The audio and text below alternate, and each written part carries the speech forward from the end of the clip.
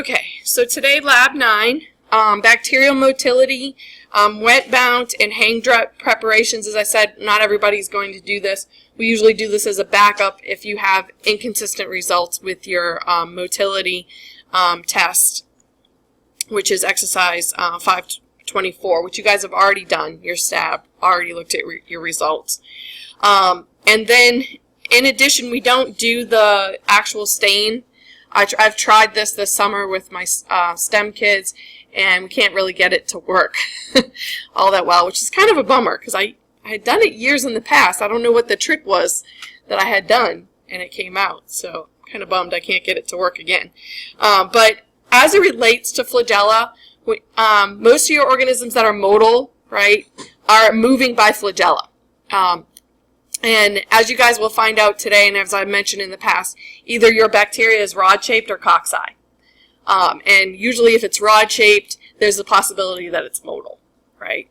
So a little clue in as to maybe what shape your organism is based on its motility. As you can imagine, being spherical, round, cocci would be kind of hard to be motile. But there are some that are cocci that are motile. They're just rare. So, and then we have the fluid thioglycollate medium, right, that I showed you guys. And we're specifically using that media to determine if your organism can grow anaerobically or not, right? And then the anaerobic jar, which I showed you guys. Again, we're not doing that experiment, but we're gonna talk about it. You've already read about it, and you still need to know it for quizzing. So there's some terms from that exercise 311 that you could write on the back of your guys' sheet that I gave you today. Or, as you guys notice, the PowerPoint is already posted that has this in it for you in the future. Those of you guys in my lecture class should already know these answers though, right? And after those of you guys that have motile organisms, once you figure out what your organism is, you could look up on the internet and find out how many flagella and where they're arranged on your organism. So mono refers to one. Trichus refers to hair-like. So these guys have a single flagella. And typically it's at the end of the organism. So sometimes you'll see the terminology polar. So having just one flagellum at one end. Amphitrichus, amphi meaning opposite, there's one at either end. So one at each of the ends. They have two flagella at polar ends, at opposite ends. Lophotrichus refers to a clustering at an end of the bacteria. So more than one flagella clustered at the end. This could be at just a single end or at both ends. The term just refers to a clustering several flagella at one end of the organism or the other, or both. Peritrichus, this one's my favorite, they're completely covered in flagella. Their entire surface having multiple flagella covering the entire surface. So as you can see here, the top two are probably electron micrographs, and the bottom are probably actually light microscope pictures that have been using that special staining procedure that actually increases the thickness of the flagella so that you can see them. In both cases, these organisms are dead. Notice that the top two pictures, what's the shape of the organism? It's rod-shaped or bacillus. And this one's completely covered in flagella. Do you see all the hair-like appendages? It's completely covered, right? Like scary cousin It from the Addams Family, right? So what term would we use for this one? This is peritrichus. And this one just has a single flagella at one end. So this is monotrichus, or sometimes polar. And then what shape are these guys? Notice that they have multiple curves to them. These are spirillum, not spirochetes. Spirochetes are helical, and therefore, under the light microscope, they almost look like zigzag lines. They're a much tighter coiling than what you see here. So these are spirillum, and as you can see in this picture, there are multiple flagella, right, at the ends. So this term would be, this is Lophotrichus. And then this one has one flagellar at each end, so therefore this one is Amphitrichus. And again, we're not going to stain your organisms to be able to visualize their flagella, but once you figure out what your organism is, you could figure out how many flagella they have and where they're located. So for a wet mount, you would just have some liquid on your slide, whether it be media or water. You'd put a cover slip on it and view it under the microscope. This is the easiest one to prepare, but tends to be the most difficult one to be able to visualize motility. The hang drop preparation, which is a little bit more difficult to perform and focus, usually is the easiest once you get it all set up to actually visualize motility. And so this is one that at some point I'll do a demonstration of for you guys so you can see motility live when I got some fresh culture. So to set this one up, you take a cover slip and you put a drop of liquid on it and you add your bacteria to it. And then you take a depression well slide, right? So it has indentation into it. And we coat the edges of it with Vaseline so that we'll flip over the slide and use it to pick up that Vaseline, use it to pick up the cover slip, and then you flip the slide over. So the reason why it's called a hang drop is that the drop is literally hanging from the cover slip into the depression well. And if you don't smash your bubble, you should have air bubbles right around the actual liquid, the hanging drop. And this helps you in the focusing on the edge of that drop. And especially if you have aerobic organisms, they're going to head towards the edge of the drop where the oxygen is, right, on either side. So the organisms will be alive, at least for a while, because we're not going to actually stain them. And the problem with that, too, is that why do we usually stain? To see them. But what is staining going to do to them if we were to stain them? It would kill them. And do dead organisms move? Not normally. Yeah. So that would defeat the whole purpose, right, of trying to observe motility. So we have to do some different things to help us be able to visualize these organisms when they're not stained. And there's some complications that you can run into when you do these types of preparations. So if you have a known motile organism versus a known non-motile, right? Say you're positive and negative controls. If you over-inoculate the slide, if you put too much bacteria, they're going to be crowded together. Under these conditions, can they move? No. And so therefore, if you have a motile organism and you crowd them in so that they can't move, you end up not seeing motility, right? So you might record this as a negative. But is this a true negative result? No, this is a false negative due to the complication of overcrowding, right? Of over-inoculating.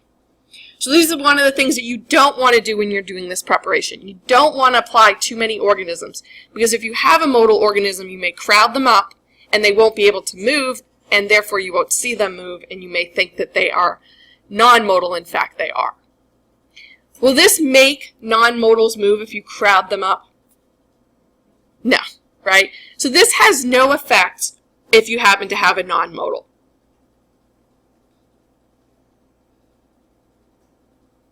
Now, in one of those videos, I can't remember which one, they actually have this phenomenon videotaped of the cell attaching to the glass slide. Now, do you think they're going to move if they get attached?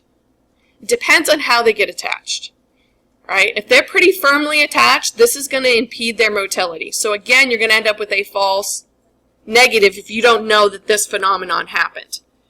But sometimes they'll attach, say especially if they're monotrichous, polar, they just have a single flagella. If that single flagella attaches, when they go to move, the body, the cell itself will spin. All right, so one of those videos, I should have marked it when I was looking at them last night. You see it spinning in place, right? The poor thing is stuck, right? And unless you knew what to look for, right? And again, that's a rare case where you still are getting somewhat motility although abnormal motility due to that attachment. So I have to say I have no way of knowing that you could prevent that from happening, right?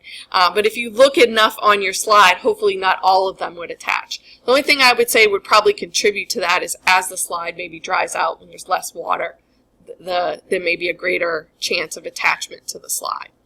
So would this cause non-modals to move? No. So this really would have no effect if you had a non-modal. You don't have to worry about it sticking to the slide.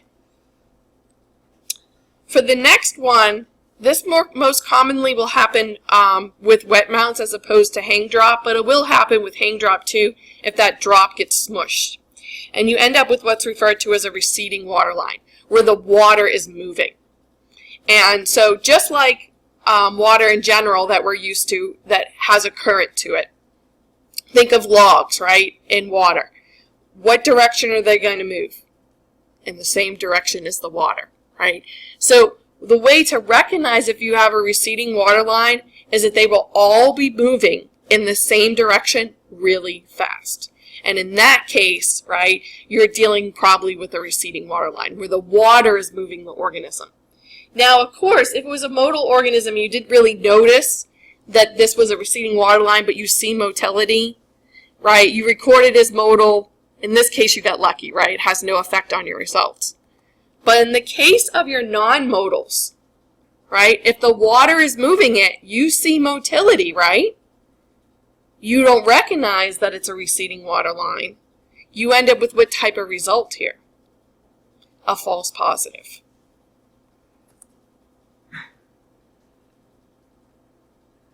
Now, using an old culture, which is again why I'm not going to do any preps today because all our cultures are from last week, right? So they're really old. Are most of the organisms going to be alive or dead in an old culture? Most of them are going to be dead. And what do we say about dead ones? They don't move, right? So can this affect motility for a modal organism? Yeah, because if most of them are dead, you're not going to see any movement. So again, you can end up with a false negative result. Will the condition make non-modals appear to be moving? No, right? Really would have no effect on your results. So what do you have to look out for? So notice that for motility, there's lots of complications. You can overcrowd. They could get attached to the slide. You could have too many dead organisms and end up with a possibility of a false negative result. For non-modals, what you really got to look out for is that receding water line, which may appear for them to be moving and end up with a false positive result. So these are my YouTube videos. So I'm going to switch over just because it's easier to canvas right now to those motility videos. And this first one, I'm going to play for you guys. Don't concentrate at the pointer. Look all around. And let me know when you actually see an organism moving. Go ahead and raise your hand.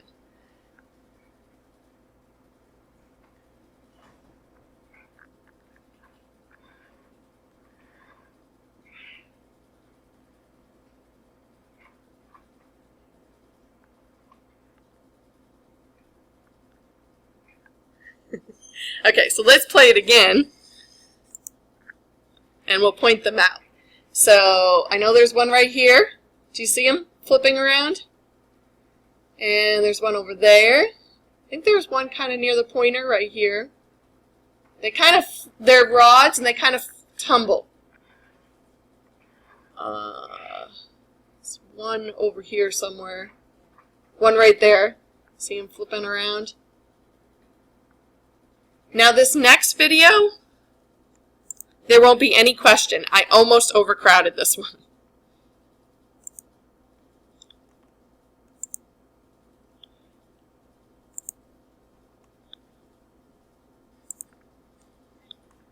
Just concentrate on one little spot, right, and watch an individual cell go. But you can see there's a lot of them, right? Lots of movement here. Maybe even some Brownian motion. You see how it kind of looks like it's vibrating? That's just the random collision of the water molecules with the bacteria. Now these are not nearly as good as the other ones that people have done. But probably the one I'm most proud of is one that we took this summer, is this one. And this is a bacillus. Unfortunately, it goes underneath the pointer here for a second. You can see a single one right here flipping around. But this long chain right here, and there's another one flipping around, which actually might even be two organisms. Do you see this one? It's a long chain of bacilli, and it kind of wiggles, right? It kind of bends at this hinge point right here. And again, there are some of those links that I have provided for you guys have better videos and really cool motility. Yeah, he's just kind of creeping along. I was pretty excited about that, although I didn't get a good video of it.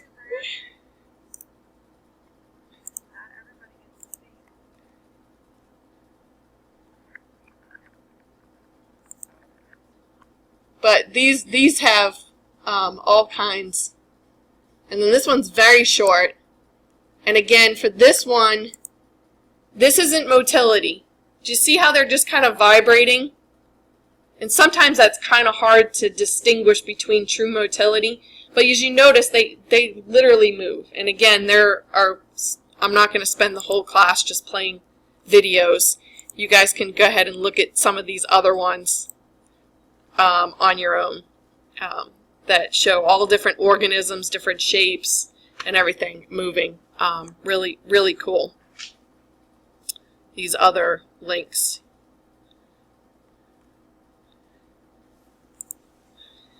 And hopefully we'll get to see it live in class. So for Brownian motion, right, as I said, it's that random vibration of molecules due to thermal energy, right? So they're colliding with the water molecules and you get that vibration that we saw.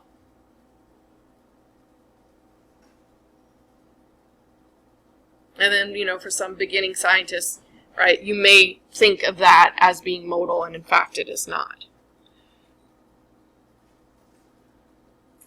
So why don't we stain the organism before viewing them under the microscope for motility?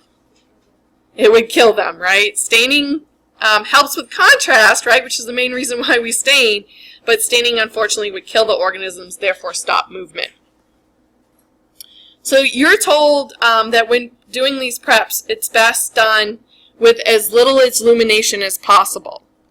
Why will transparent cells be easier to view with less light? Right? And this is a concept that's sometimes hard for people to understand. So I have a couple of different analogies. This is the highly scientific explanation, right? Is that if you decrease your iris diaphragm, which is underneath your condenser, right, you can actually close down the amount of light. And when you do that, it decreases the spherical abbreviation, which basically, again, is a less light condition. So probably my easiest way to explaining this to people is that what happens when you give a kid a flashlight? The first thing they do is what? They shine it right in your eyes, right? Trust me, I've had it happen numerous times, right? And it blinds you, right? Too much light. Over floods, right? You can't see. So think about this too. Some of you guys have already experienced this sometimes, depending on how much you have on your slide, right? You might need to turn down your light because it's just too bright, it blinds you, even with stained specimens. But if you decrease the light, and a real-world example of that, where you can see subtle differences in the intensity of lights, is imagine a room at night with a night light on. Right? That small amount of light, a lot of times you'll notice different shadows in the room, right? You can see the differences in light, whereas opposed if you have just a bright light in the room, right, everything is bright, right? But if you have dim light conditions like a night light, then you have those variations in dark and light, those shadows.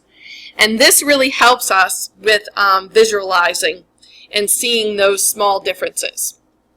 So as opposed to bright, we want not so bright background so we can distinguish those differences. So this gives you a different type of analogy. Imagine the intensity of illumination is equivalent to 50 pennies, right? That's really bright. If you have an unstained sample, it's only going to absorb about 1 penny's worth of light. So your difference now is 1 penny versus 499 pennies, right? Way too much light. You're oversaturated. Where if you do dim light, so you only have intensity of, say, 5 pennies, that unstained sample, again, is only absorbing about 1 penny's worth of light. And you're left with 4 pennies. Under this dim condition, you're going to, because it's such a small difference, 1 penny versus 4, under this dim light condition, you're more apt to see the subtle difference between the cell and the background. And this is just showing it graphically, percentage-wise. So why would you expect Brownian motion to increase the longer you observe a hang drop preparation or wet mount preparation? So what generates that vibration? The water molecules that are what? Heated up, right? Thermal energy is heat. What on your microscope generates heat? The light bulb. Especially the old microscopes that we're using have halogen bulbs. You'll notice over time that gets really hot. Okay. The newer microscopes, which I'm not so fond of, have LEDs, which don't get hot. That particular bulb doesn't get hot. So it wouldn't necessarily contribute as much as the bulbs in our microscopes to Brownian motion. So the longer it's there, right, the longer it's exposed to the heat of the illuminating light bulb, and then the greater the vibration will be. Until the point where you have no more liquid, right, because it's evaporated because of the heat, and then you're not going to see anything at all.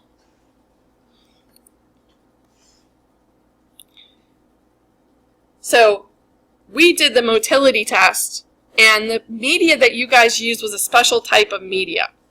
This one is referred to as being semi-solid. And the reason for that, if you were to actually touch it and feel it as compared to the media that we pour into plates, this one isn't as hard. There isn't as much agar, that solidifying agent. What's the reason for that? The reason is to allow the organisms to move. If the media contained a lot of agar, there wouldn't be space between the molecules for the organisms to move. But again, we want enough that they're going to pretty much stay put so we can tell whether they moved from where we inoculated them or not. So for the media, this is a media that does not contain the reagent that we used. And so you can see here that the growth, right, stayed where they stabbed it. This is a negative result. The problem with this one, is it positive or is it not? And in fact it is, because if you look closely it's cloudy, right? So the organisms have spread out from where you had not originally inoculated them. So a positive result would be if you look at your tube and the organisms have spread out 360 degrees, right? If you spin your tube all the way around, they have spread out completely in all directions. So notice that you only have about 0.5% agar in motility media, where we use about 1.5% agar in a nutrient agar, or those slants that we prepare for you guys. It's much harder media, more solid. So it almost looks like a tornado, and this you can really see in our motility test because we use the reagent TTC. This reagent is colorless when you first start out, right? So you don't really see it in your tubes, although we've been having some trouble with it, right? So you'll notice your tubes were kind of pinkish, right? Because some of it got reduced. But the organisms itself, when it grows, it reduces it. And so therefore, what color do you see? You see red. And this helps us with the visualization of the motility, right? You can really clearly see that your organisms have spread. John, you know, one of the things that helps with that is sometimes to just stand up, which I'm fine with that. Okay.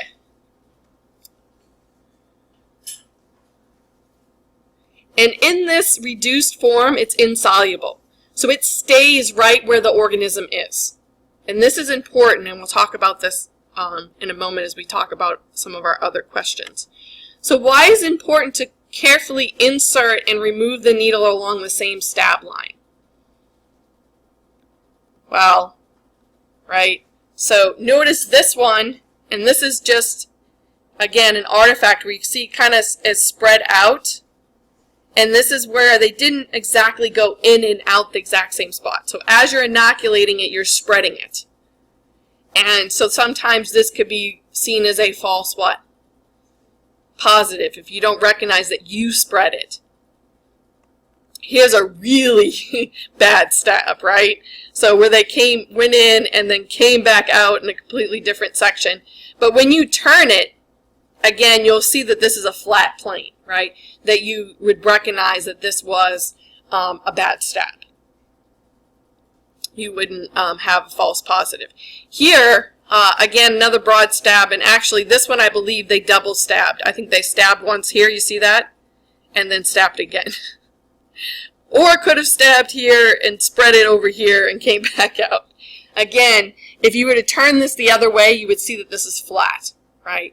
Only motility is going to be all the way around, 360 degrees, right? It's going to spread out in all directions. So growth will occur anywhere your inoculating needle goes, right? So if you don't have a nice clean stab, you could end up thinking that it's positive. A single stab line is, of course, the easiest to interpret. So what's a possible way you could get a false positive? We've already said this, right? Poor technique. This is where the organism is non-motile, right? But it looks positive, and this is when you do a poor preparation. Or sometimes you just can't help it. This is a nice perfect stab. If you were to turn this tube 360 degrees, it's a nice single line. This one, on the other hand, it was a good stab. The spreading actually occurred because of the organism spreading between those gaps as it inoculated. We've got a couple organisms that for some reason do this. It's not poor technique on your part, which I think is the case for yours, Connor. So poor stabbing technique, right, can end up with a false positive. Misinterpretation of a two-dimensional diffusion, right? As I said, some non-motals like Enterococcus faecalis and especially Klebsiella pneumoniae tend to spread out in that flat plane and don't create that three-dimensional. And so if you don't recognize that it is, in fact, a flat plane, you may record that as positive. Now for false negative, this is where the organism is motile, but the results look negative. What could have happened to the organisms that would prevent motility or make them appear non-motile? They died, right? So if you started with an old culture, right, that wasn't fresh enough and you had mostly dead organisms. Remember last week that you guys had two different preps. You had an old one for endospore staining, but you also had a fresh culture for performing these tests. And so that shouldn't have been an issue for you guys. And then another problem would be if you didn't pick up enough organism. So this is an example where you can see it's very light. So chances are there isn't enough organism there. So we really can't tell. Had it been a motile organism, we just didn't get enough in there for you to see enough growth to see that spread happen.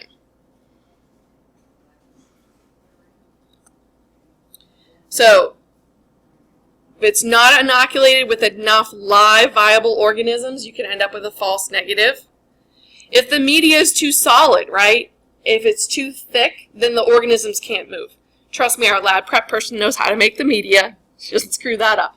But also, we also have to use the media within a certain time frame because the older it is, it's going to dry out, right? So less liquid it's going to become more concentrated. So again, we don't use old media. We get rid of it after a certain time frame. Why is it essential that the reduced TTC, right, which is that substance in our media that's going to turn red, be insoluble? Well, what does insoluble mean? It doesn't go into solution, right? Where soluble means that it goes into solution. So remember, when it's reduced, what color is it? It's red. When it's oxidized, when it's still soluble, it's clear or colorless. So the reduced must be insoluble. Otherwise, right, once the organisms reduce it, then if it was soluble, it could spread throughout the media on its own. And you don't know if your organism is motile or not.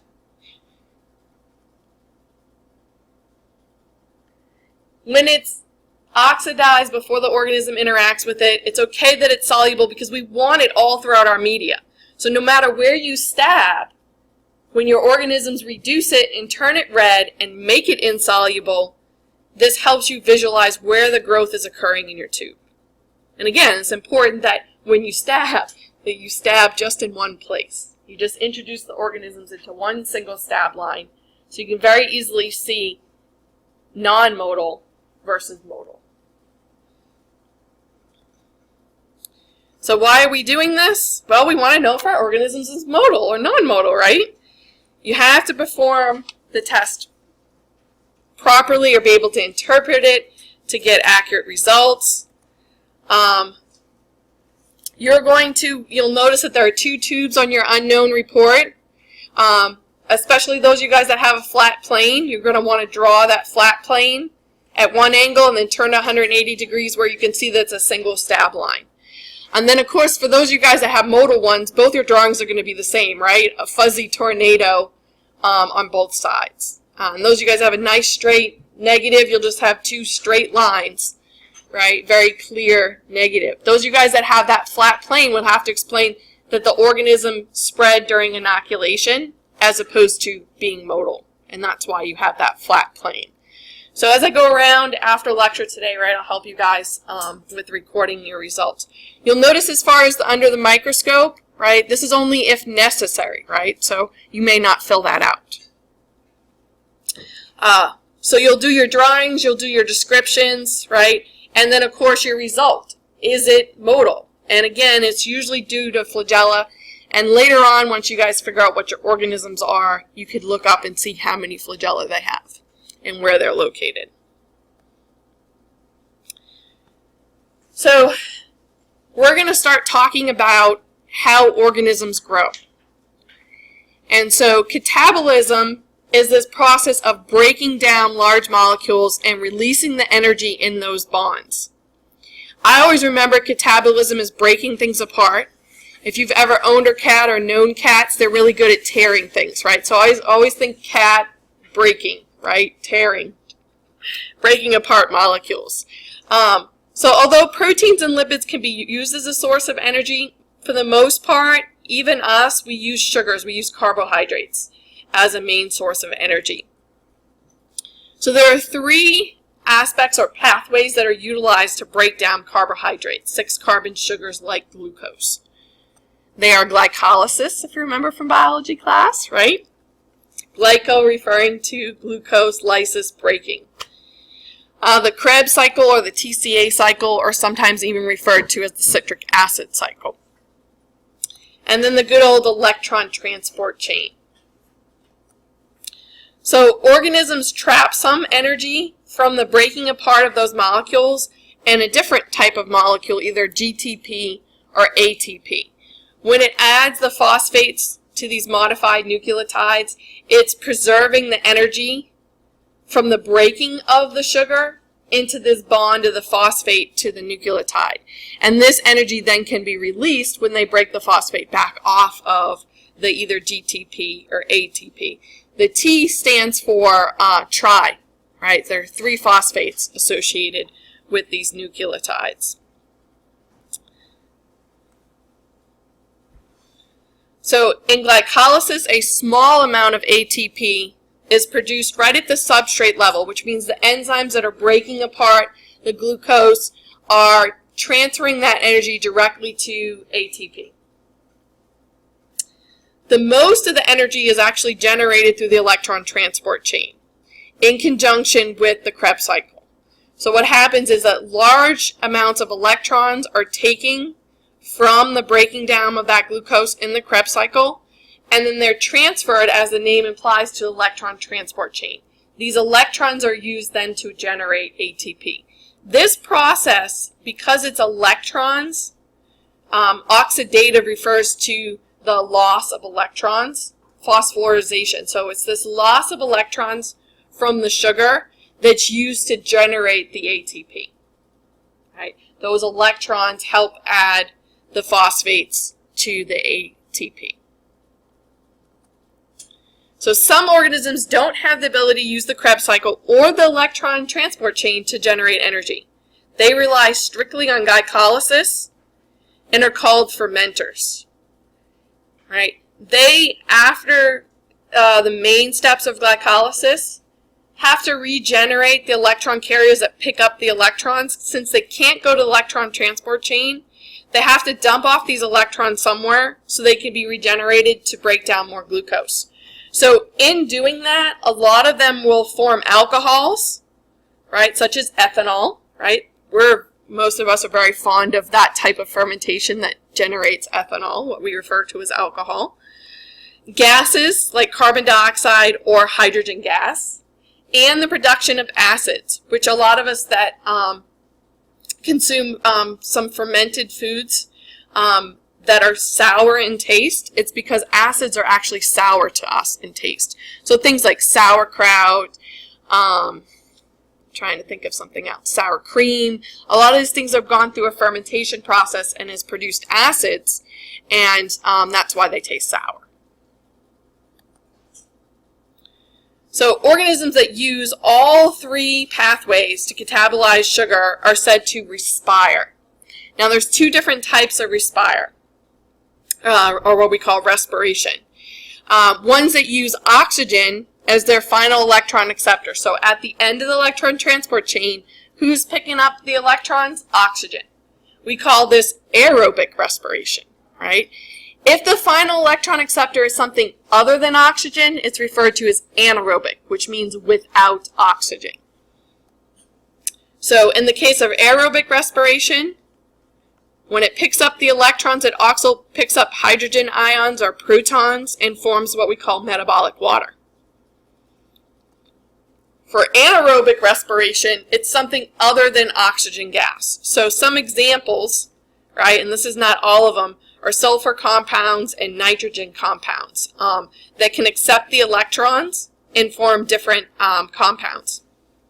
So sulfur-reducing bacteria that give the particular smell, right, of things like rotten eggs, and this process happens in swamps and sewers, in some well water, again, is because of these organisms utilizing sulfur for their metabolism.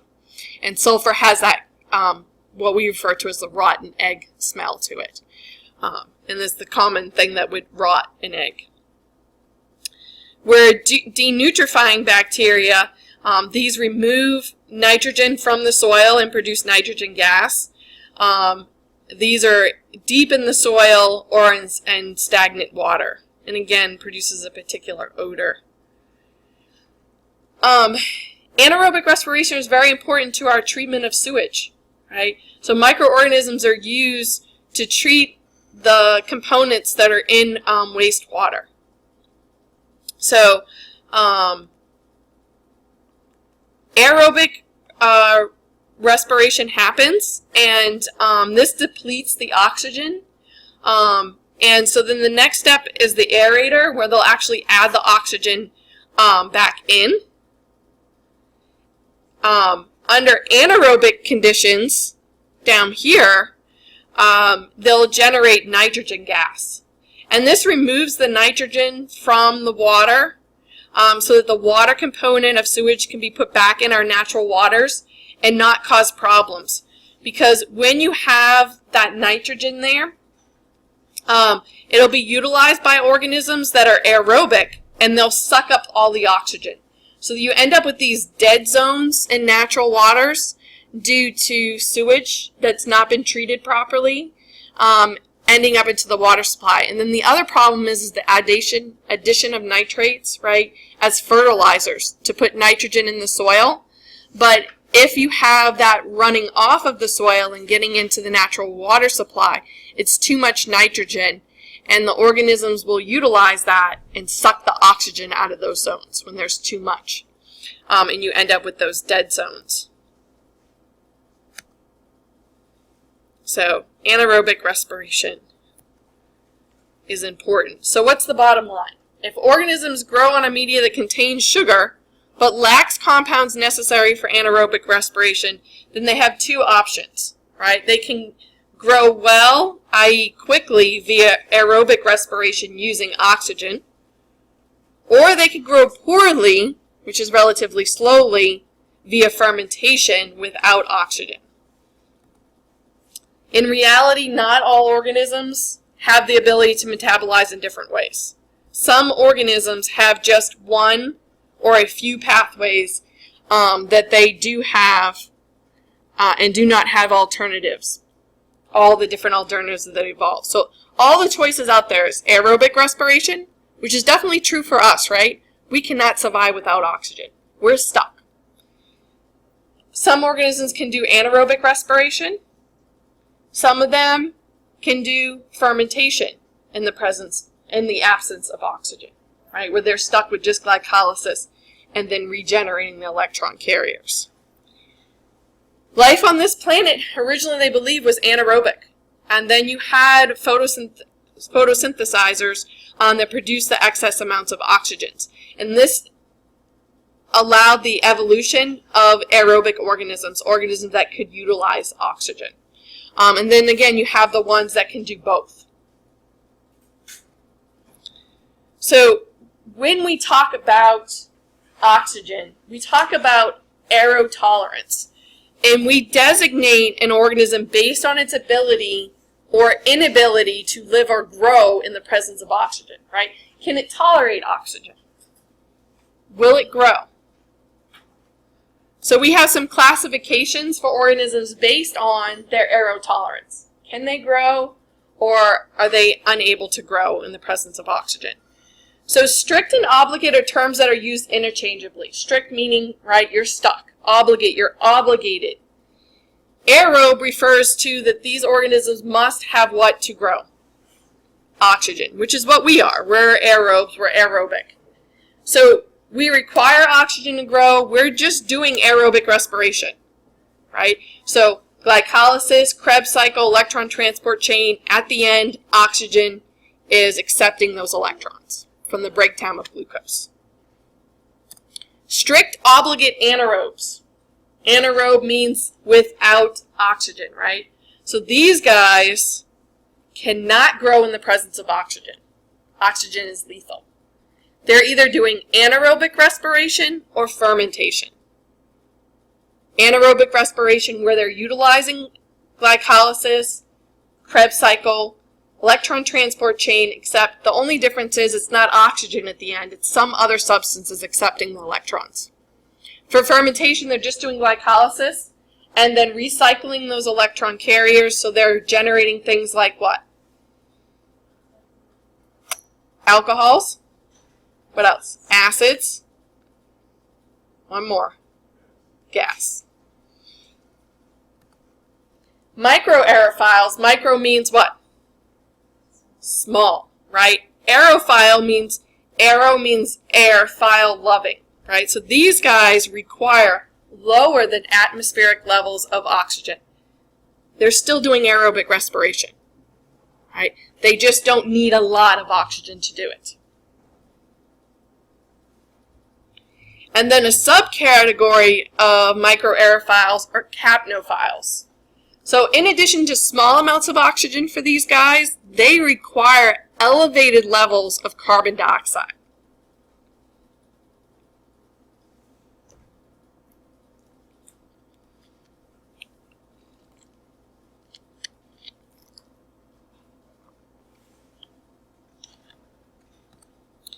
Fact facultative anaerobes. So we have anaerobe in the name, right? And so do they require oxygen? No, but facultative implies the ability to change. And so these are one of the ones that these guys can grow in the presence of oxygen. They can do aerobic respiration when oxygen is present, but can grow without oxygen. They'll either anaerobically respire, if they have the ability, or they'll do fermentation. The problem with fermentation is that you don't generate as much energy. The one that generates the most energy is aerobic respiration. So notice they grow best in the presence of oxygen, but they can grow without oxygen. Aerotolerant anaerobes. So they're anaerobic, right? Which means, are they utilizing oxygen? No, but unlike our strict anaerobes, is oxygen lethal to them?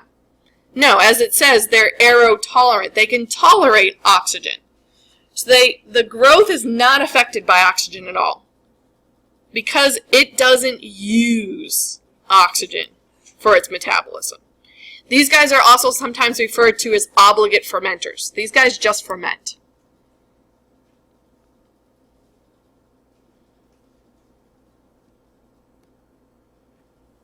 So our fluothioglycolate media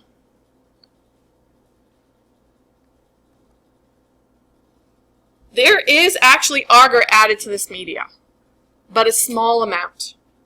And the reason for that, and again, a very small amount, 0.05% as opposed to a normal 1.5% that you would find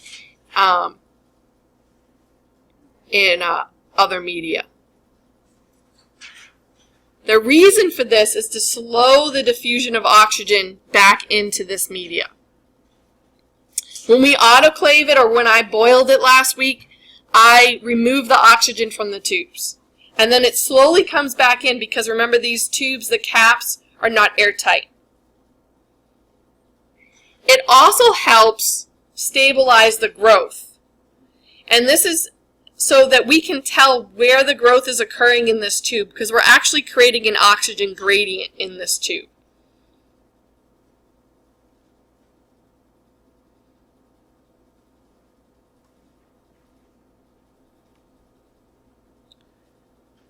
So there's two components in this media that are important to setting up this oxygen gradient.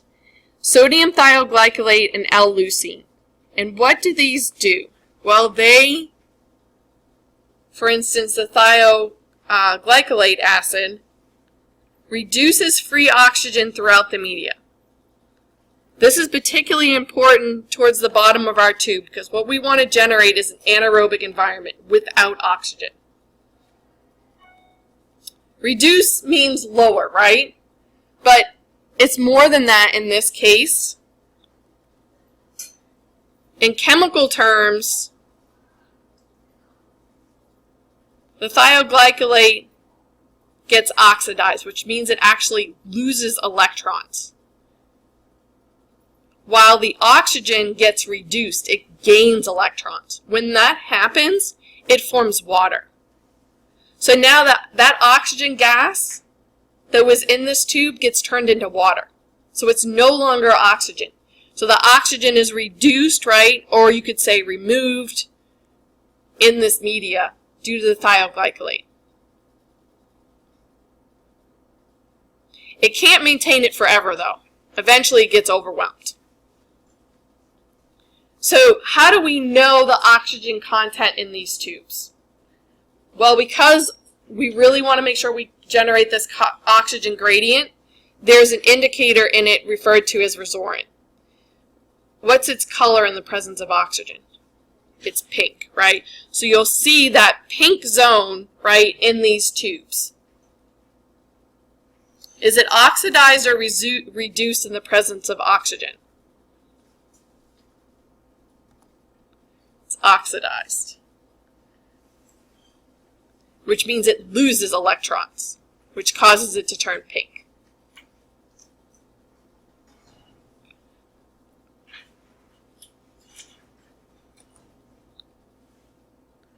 So although, right, this definitely lets us know when there's a very high concentration of oxygen, again, it's a gradient. Remember when we did the Kirby-Bauer experiment too, right? And you had those zones of inhibition. Did the antibiotic spread past that? Yeah, it's just at a lower concentration.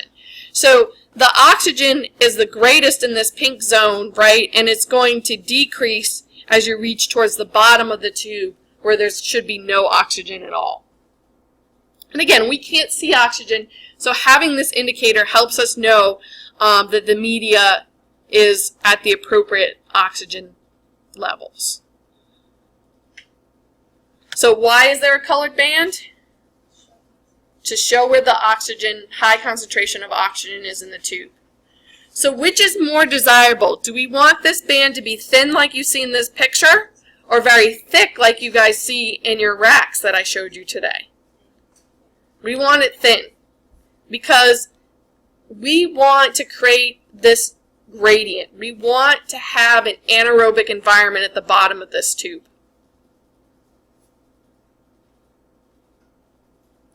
Ideally, these tubes should have been read the very next day. We don't come to lab every day, right? So one of the ways that I preserve our results, like I said, to retard growth, although I can't stop the diffusion of oxygen, is to refrigerate the aerobes to keep them at the top of your tube. Because over time, that oxygen is going to diffuse all the way through your tube, and therefore the growth for an aerobe could potentially go through the entire tube. For you guys that it was going to grow down there anyways, I just left them in the incubator. But because I did that, it's really hard to tell between aerotolerant versus facultative anaerobes. As what we're going to talk about next. So these are the different growth patterns that you would see in the tubes. So notice again, if our media is correct, we should have a very large oxygen zone at the top of our tubes and a gradient to the point where at the very bottom we should have no oxygen in our tubes. The dots here represent the growth of the organisms. So you'll notice our obligate aerobes are obligated to only grow where there's oxygen, right? So their growth is going to be confined to the top of the tube, which is tube number 1. Our microaerophiles, they just need small amounts of oxygen. So remember, it's a gradient. So at the very top, there's going to be a lot of oxygen, and then just below that pink zone, you would see most of the growth of these organisms. Again, they require oxygen, so you're only going to see it right towards the top of that tube. We don't have any of those organisms here. It's very hard to maintain that low oxygen environment like you see here in this laboratory. Right? This laboratory is clearly aerobic. There's too much oxygen. This is atmospheric levels. Too hard to keep these guys happy. Okay, which one would be your obligate anaerobe? Number 2, right? So notice the growth is only in the anaerobic non-oxygen zone at the bottom of this tube. It can't grow up here because oxygen is lethal to it. Aerotolerant anaerobes. Remember, do these guys utilize oxygen? No. Are they affected by oxygen? No. They can tolerate it. It's not lethal for them. So which one do you see no difference in the growth pattern between the oxygen and non-oxygen zone? It's number 5. Where for the last one, these are our facultative anaerobes. Because remember, they can grow under aerobic and anaerobic conditions. But what do we know about their aerobic conditions? Their growth is what? Better. So notice that there are more dots here up in the oxygen zone. And most of you guys have facultative anaerobes. If we were to really look at this the next day, you would potentially see much thicker growth at the top of your tube as opposed to the bottom of your tube. So I do have one stashed in the fridge to come around and show you guys that example of you can really see that much thicker growth at the top as opposed to throughout your tube. So these are actual tubes. And again, the growth pattern is going to let you know particularly what type of classification they are. So our strict aerobe, remember, it's only going to grow what? At the top. So which one of these tubes do you see only growth at the very top of the tube? D. Your strict anaerobe, where is the growth going to be? At the bottom, right? Definitely not in the oxygen zone. So which tube is that?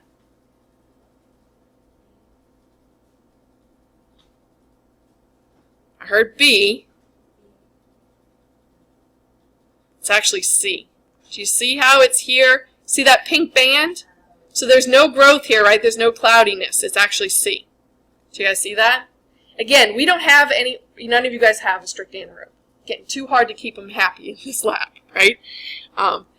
We just don't even mess with the control one anymore. It's too difficult to keep it growing, right? We've got too much oxygen in this room. Microaerophile, again, too, small amount of oxygen. So they're not going to be growing in the oxygen zone, but they're going to be growing close to it. So where do you see that? E. So you see how the growth is still up here, but it's not overtaking the pure oxygen zone. It's just below it, where there's just a little bit of oxygen. Your facultative anaerobe. Remember, this one is affected by oxygen. It's going to grow best in the presence of oxygen. So which tube do you see that disparity between the oxygen zone and the non-oxygen? B. Do y'all see how little bit of growth? Lots of growth, completely consuming that aerobic zone. So that would be your B. And then that leaves A, right, where you see uniform growth throughout, right? It's not affected by the oxygen or lack thereof. This is not using it.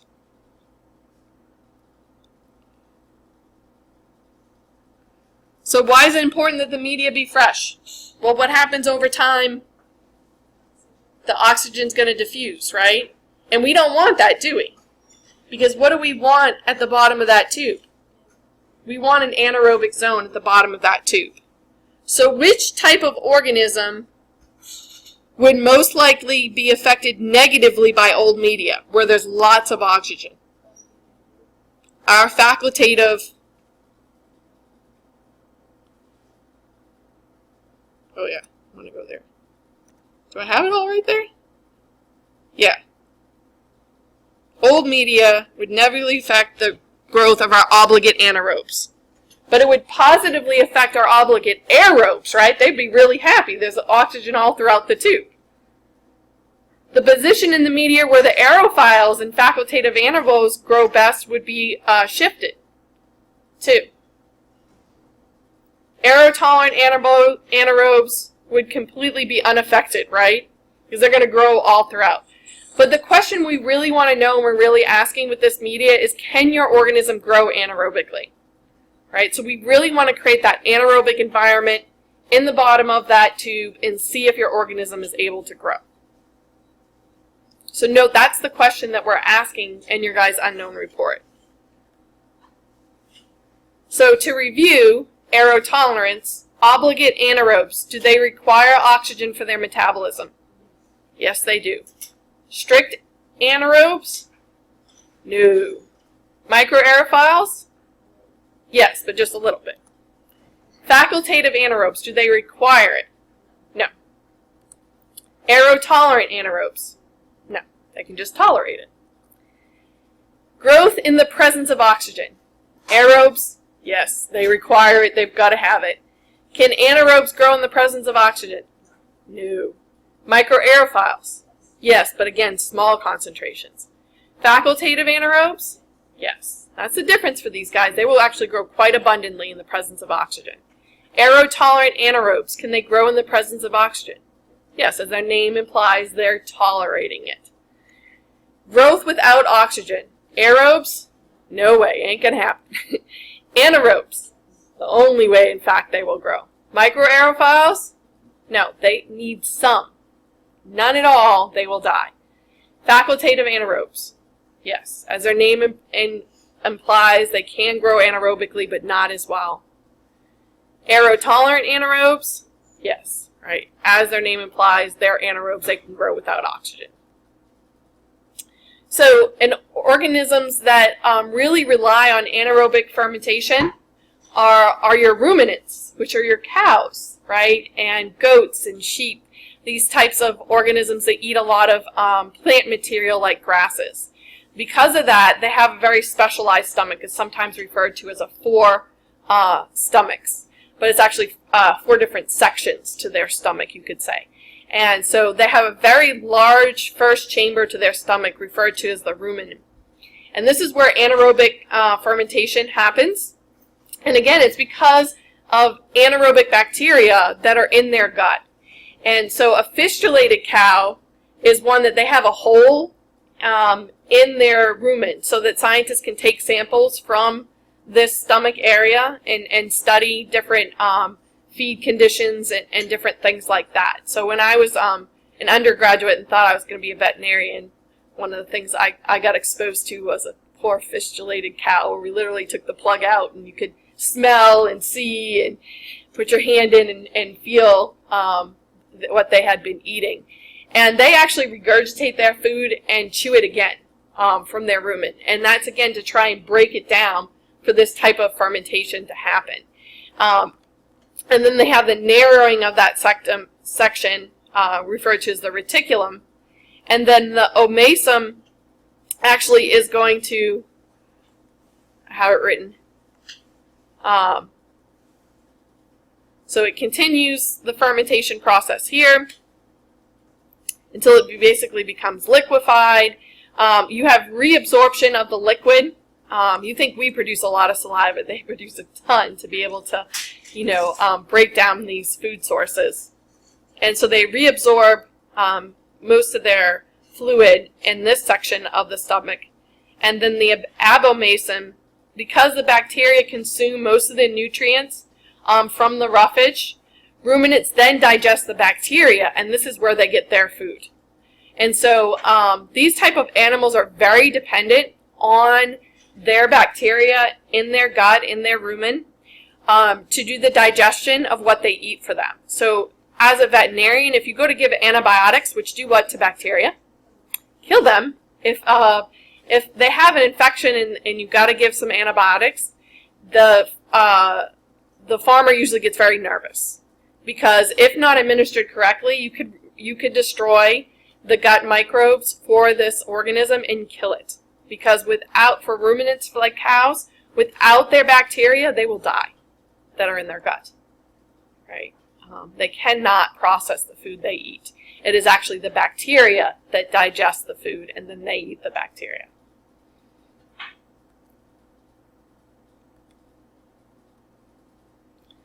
So, as I said, for the FTM, right, what is the oxygen requirement for a particular organism? Can it grow anaerobically or in addition to aerobically, right? And so, when inoculating this, again, something unfortunately you guys didn't do, you want to make sure that you get your inoculum all the way from the bottom to the top of the tube. You want to inoculate the entire tube. And so, of course, I made sure that I did that for you guys so you would have accurate results. So we're going to look at where you see that growth, right? And that will help characterize your organism, but also ask that and answer that very important question, can your organism grow anaerobically? And so for the case of most of you guys, except for Amy, the answer is yes, right? You have growth all throughout your tube. So this tells us, right, whether they're utilizing oxygen or not. So the anaerobic jar is our last one. And the methylene blue strip in the anaerobic jar is an indicator for us. It will be colorless under anaerobic conditions because, again, can we see oxygen or the lack thereof? No. So we have an indicator in this system. It's different than the one for FTM. It's not Resorant. It's methylene blue. Under aerobic conditions, methylene blue is, of course, blue. And this is a dye we've used, right? Under our conditions in lab, right? It's under oxygen conditions, so it's blue. It's definitely blue. We've seen this, right? We've used methylene blue a few times. So as you can see for this jar, this is one that was freshly set up. Notice the tablet right there is clear or colorless. Unlike the tablet you see in the jar at the front of the room, right? This is anaerobic. If it's blue, it's what? Aerobic. So this is the one I left out one semester on the bench top, right? And you see the tablet turn blue, indicating aerobic conditions. So if your container, say, springs a leak, we would know because your tablet would turn blue. You could also tell, depending on the growth of the organisms, which is one of the things that we're going to look at, if you know what type of organism you put in that jar. So how do we create an anaerobic environment in that jar? That packet that you see there is actually a gas packet. It comes wrapped in foil. I actually have one here. Okay, still. No, these are indicator strips. I don't have any gas packs anymore. It comes wrapped in foil, and we open it up, and then we stick it in the jar and seal up the jar right away. It starts releasing two gases, hydrogen gas and carbon dioxide gas. The hydrogen gas is important in this case because it's going to bind with the oxygen, and it's going to form what molecule? Water. So similar to what happens, right, in our FTM tubes. We're going to remove the oxygen by turning it into water. So because of that, note the condensation inside this jar. Right? And so why is it there? From that oxygen turning into water. Right? And you can see the water droplets inside this jar. So this would be another good indicator, right, that our setup worked. This doesn't always stay, and this could also sometimes be generated by the organisms themselves. As they respire, you get water. So if the environment is anaerobic inside the jar, how will the growth of these types of organisms be affected? So if it's an anaerobe, and we achieve an anaerobic environment in that jar, they're going to what? They're going to grow. They're going to be really happy. If you stuck an aerobe in that jar, set it up anaerobically, you just did what to them? You killed them. No growth. If you put a facultative anaerobe in there and suck out the air, right, create an anaerobic conditions, how is that going to affect our facultatives? They're going to grow less, but they'll still grow, right? They can grow anaerobically, just less abundantly than under aerobic conditions. Now, if the environment is aerobic inside the jar, right? Say we sprung a leak. We've got that blue tablet. Oh no. Right? If we didn't have the blue tablet, but we put known anaerobes in it, known aerobes and facultative anaerobes, we could tell by our results, right? Because an anaerobe, if we had an anaerobic conditions, as we just said, it should grow. But in this case, if air got in, what's going to happen to our anaerobes? They die, right? We wouldn't have any growth. That would be another indicator, right, that it was unsuccessful at creating an anaerobic environment. Our aerobes, on the other hand, would be another indicator because they would do what? They'd grow, right? And in fact, if it was anaerobic, they should have been killed. These guys would be a little bit more difficult to tell, depending on, how much inoculum you used. But your facultative anaerobes, would they be different under aerobic conditions? Yes, you should actually see what? More growth, right? Which isn't always easy to tell. So this experiment, which we're not doing, right, instructs you to grow some organisms inside and outside of the anaerobic chamber. If the ethylene blue tablet inside the jar is colorless, then the environment inside the jar is what? Anaerobic. Do we have any oxygen? No. So that's our anaerobic jar, hence the name. What is the environment outside the jar? What's the normal environment of our lab? Aerobic. Is there oxygen? Yes, otherwise we'd all be dead. So, these are results from the experiment. So, Pseudomonas aeruginosa, if you stick it in the jar under anaerobic conditions, it will not grow. Outside the jar, it will grow under aerobic conditions. Clostridium sporogenes will grow inside the jar under anaerobic conditions. It will not grow outside the jar under aerobic conditions. Staph aureus will grow inside the jar, and it will grow noticeably more. This should be outside the jar. I don't know why it says inside. Under aerobic conditions. It's a typo. So what would we classify Pseudomonas as if it's only growing under aerobic conditions? It's a strict aerobe. Clostridium is only growing under anaerobic conditions inside that jar. So it's a strict anaerobe. Staphylococcus aureus is growing under both conditions, but noticeable difference under aerobic conditions. So this would be the facultative anaerobe. So does Pseudomonas require oxygen for growth? Yeah, it only grew under oxygen conditions, right? So it requires it for growth. How would oxygen affect the growth of this organism? It would allow the growth. Clostridium sporogenes, does this one require oxygen for growth? No, in fact, it did not grow, right? So oxygen was lethal to these guys. It would kill the organism. Does Staphylococcus aureus require oxygen for growth? No, this was our facultative anaerobe, right? Is it affected by oxygen? Yeah, it grows better in the presence of oxygen, as we saw in that experiment. So here are, again, two plates, one that was grown under aerobic conditions, one under anaerobic. And they streaked 3 different organisms on 3 different sections of the plate. So number 1, notice this organism grew under both conditions. So this is probably a what? Facultative anaerobe, or it could be aerotolerant. But notice that there does seem to be more growth under aerobic conditions. So it's probably a facultative anaerobe, and in fact, it is Staphylococcus aureus.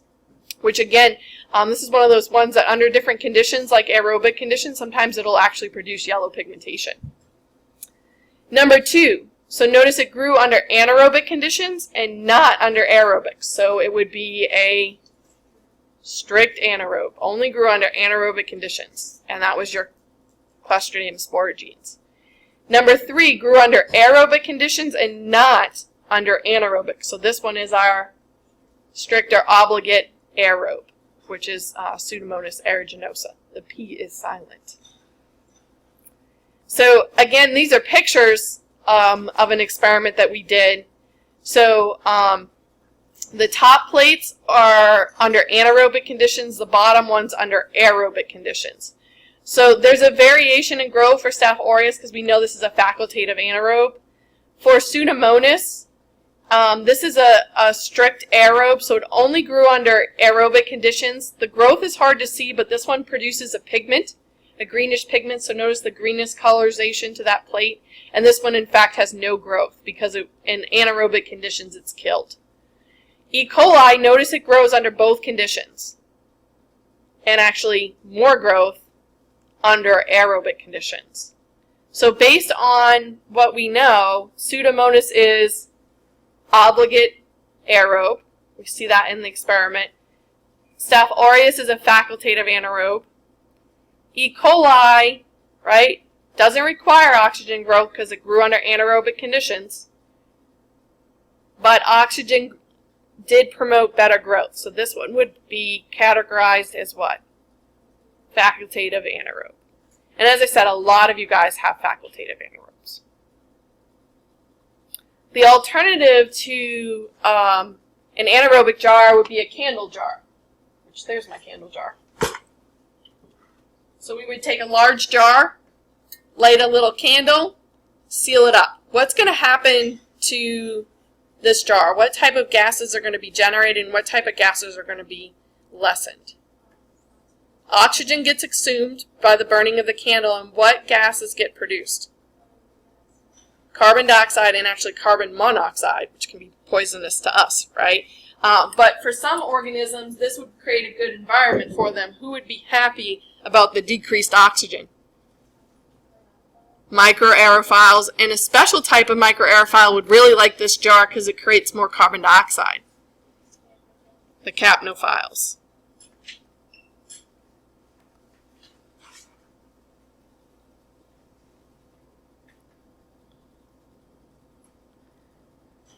So why would we do the anaerobic jar, right? Can particular organisms grow in the absence of oxygen? And this would be kind of repetitive for our unknowns, and again, we wouldn't be able to fit them all in that jar very easily. Oh, you could fit quite a few in there. But we're not doing this experiment, but we would be able to tell by the growth patterns and if the jar maintained anaerobic environment. This is another one, it doesn't stay for a long period of time. You kind of have to look at it the next day. It's another complication on why we don't do the experiment. But again, it could tell us, right, and kind of back up our results from our FTM if your organism can grow anaerobically.